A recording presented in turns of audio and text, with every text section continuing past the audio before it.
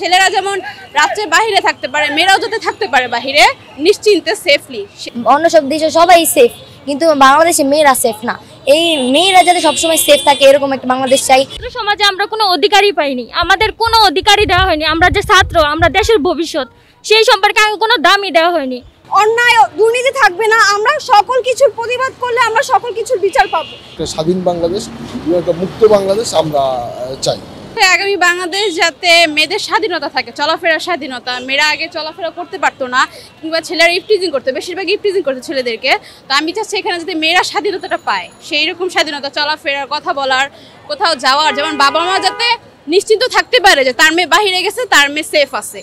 আগে কিন্তু এরকম ছিল না, বাবা মা তাদের মেয়েদেরকে ঘর থেকে বের হতে দিত না।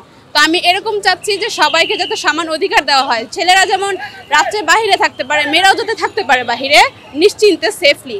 আগে আমাকে বলা হতো যে বাহিরে তুমি সেফ না, ছেলেরা বিভিন্ন মেয়েরা আনসেফ ছিল। বাট এখন তো দেশ স্বাধীন হয়েছে, এখন বাবা মা নিশ্চিন্ত যে না, এখন তুমি স্বাধীনভাবে চলাফেরা করতে পারবে। এই নিশ্চয়তা যাতে ভবিষ্যতে মেয়েদেরকে আরও ভালোভাবে দেওয়া যেতে পারে, এটাই চাচ্ছি বাংলাদেশে। অনেকে আছে যে 3-4 বছরও ফেল করে ইউনিভার্সিটিতে, তারপরও তারা রাজনীতির সাথে জড়ায় নিজে পড়াশোনাটা নষ্ট করে ফেলতেছে। তারা ভালো শিক্ষা প্রতিষ্ঠানে থাকার পরেও তারা ইউনিভার্সিটিতে গিয়ে ফেল করতেছে। কিসের জন্য? তারা রাজনীতিতে জড়ায় যাইতেছে, সেজন্য ওনাদের লেখাপড়া নষ্ট হচ্ছে রাজনীতি। তা আমি চাচ্ছি যে ছাত্রদের যাতে রাজনীতি, কোনো রকম রাজনীতি না থাকে বাংলাদেশে। প্রথম থেকে আমরা ছাত্ররা ছিলাম, আমরা সবাই আমরা বৈষম্য বিরোধী একটা বাংলাদেশ গড়তে চাই। আইন শৃঙ্খলা যাতে আরও একটু হয়, তারপরে মানে অন্যায় বিরোধী, আমরা যে অন্যায় মুক্ত একটা বাংলাদেশ আমরা চাচ্ছিলাম।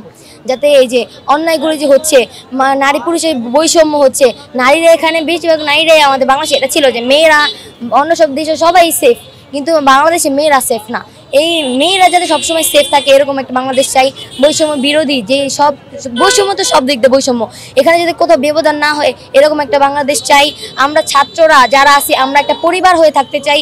বাংলাদেশে আমরা যারা আছি আমরা সবাই একটা পরিবারের মতো একসাথে মিলেমিশে থাকতে চাই, যাতে ইন ফিউচার আমরা এই ছাত্র শক্তিটা আমরা বজায় থাকে সবসময়, যাতে আমরা এই যে বাংলাদেশটা আমরা যাতে ভালোভাবে গড়তে পারি, ভালোভাবে আমাদের প্ল্যান মোতাবেক আমরা যেটা চাচ্ছিলাম যাতে চলতে পারি, এই ব্যাপারে বলছি। সমাজে আমরা কোনো অধিকারই পাইনি, আমাদের কোনো অধিকারই দেওয়া হয়নি। আমরা যে ছাত্র, আমরা দেশের ভবিষ্যৎ, সেই সম্পর্কে আগে কোনো দামই দেওয়া হয়নি। আমাদের প্রধানমন্ত্রী শেখ হাসিনা, তিনি আমাদের কোনো দামই দেওয়া হয়নি। আঙ্গ শিক্ষা প্রতিষ্ঠানে না কোনো উন্নয়ন, দেশের না কোনো উন্নয়ন, কিছুই করা হয়নি। এখন আমরা ছাত্ররা দেশকে জয় করেছি, আমরা দোয়া করি যে সামনে আমরা নতুন বাংলাদেশ, ডিজিটাল বাংলাদেশকে গড়ে তুলব।